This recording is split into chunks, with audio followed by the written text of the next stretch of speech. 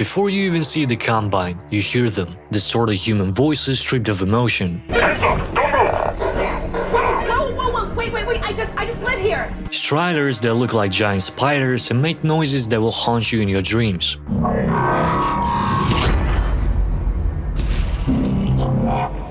Emotionless announcements that echo through empty streets. Attention, residents. Miscount detected in your block. This is what makes the oppression in the Half-Life universe feel so believable. Sound design and music, among other things. As you begin your journey in CD-17, you're instantly greeted by sirens screaming in the distance, a woman announcing the capture of yet another resistance member, and drones flying around making pigeon-like sounds and watching you closely. And then you meet them, the true traitors of the human race. The Overwatch soldiers. They're humans modified into what Dr. Kleiner calls post-humans or transhumans, cybernetically enhanced, stripped of emotion, and trained to obey the Combine at any cost. And their voices have to mirror this, which is why they sound so robotic and heavily processed.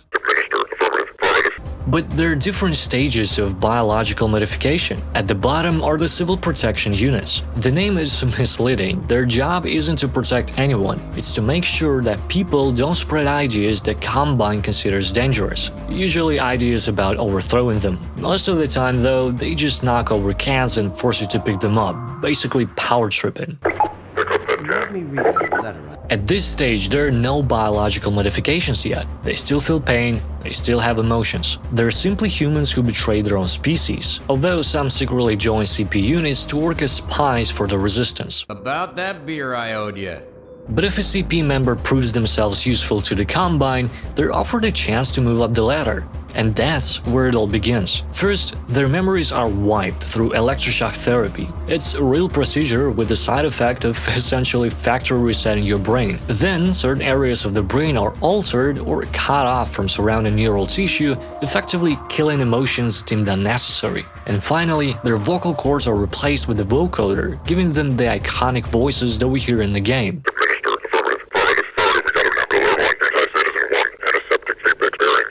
They're also equipped with tech that allows constant communication with their base, which is why you hear that sound when they die. It's basically a signal telling the Combine that reinforcements are needed.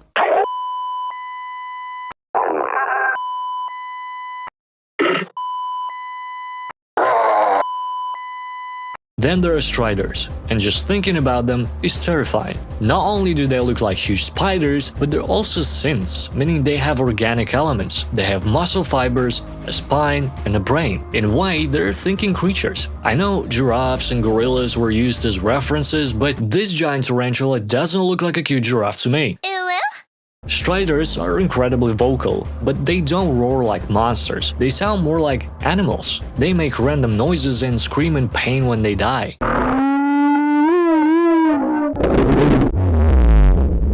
Those Strider sounds are created using a mix of synthesizers, vocoders, and heavily processed animal and human recordings to give them an organic feel. You can also get similar results by running a theremin through a distorted guitar amp.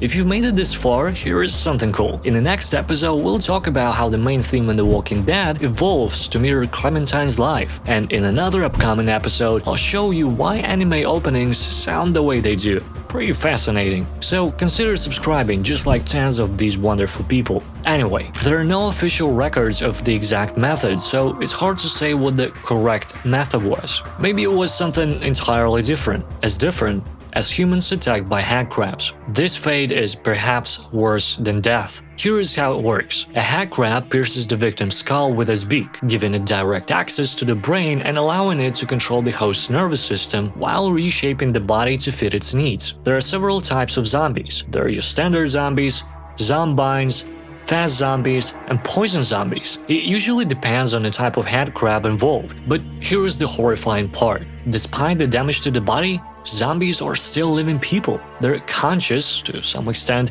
and can even survive extreme trauma like losing the lower half of their body. However, it is unknown how long their consciousness lasts. So there is that. Maybe the suffering isn't infinite. So how does the game communicate all that horror that these poor souls go through? In Half-Life 2, you can hear them screaming in agony, sometimes even begging for help. To make it worse, those sounds are played in reverse.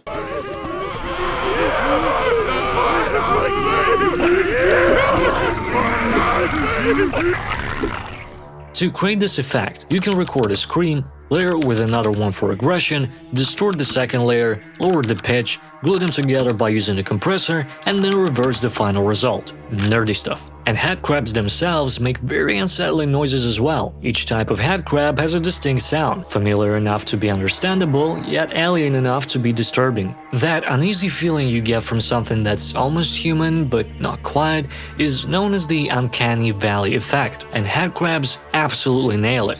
Get it? Headcrabs? Nail it? Anyway, to create something like that, you can record and heavily process animal noises. For example, rat noises, donkey noises, and well, anything your imagination can twist, really. Then there are also vortigoons, whose sound design is mostly human, except for the poetic way of speaking. You will not save him. He is dead. What? Or he will be. Is or will be? But what about music in Half-Life? The music in this game series is a wild mix of different genres, ranging from ambient songs to sci-fi adjacent songs with drum and bass inspired drums. Yes, you heard it right. If you've ever listened to drum and bass, you may remember that one of the genre-defining elements is the drum groove. And in my opinion, it heavily inspired the drum grooves in some of the songs used in the Half-Life game series. Here is an example.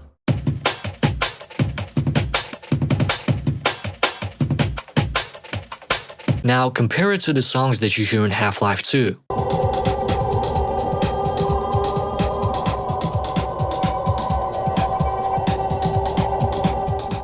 Stunning similarities. Some of the songs in the game series, especially Half-Life 2, are ambient. Those are usually made by using synthesizers and pads. However, since the Half-Life universe is very futuristic and dystopian, they also involve altered recordings of industrial sounds. That makes the whole musical landscape feel much heavier, alien, and unwelcoming.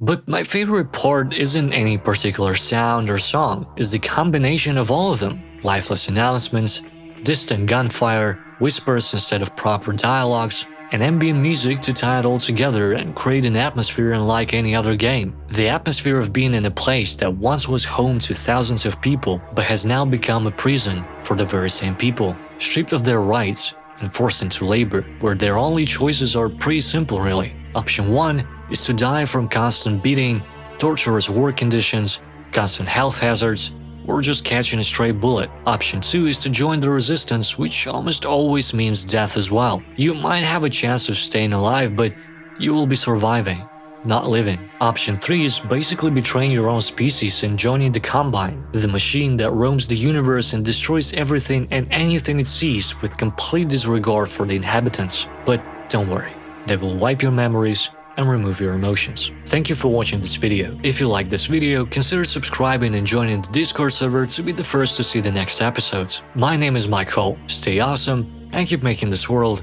a better place.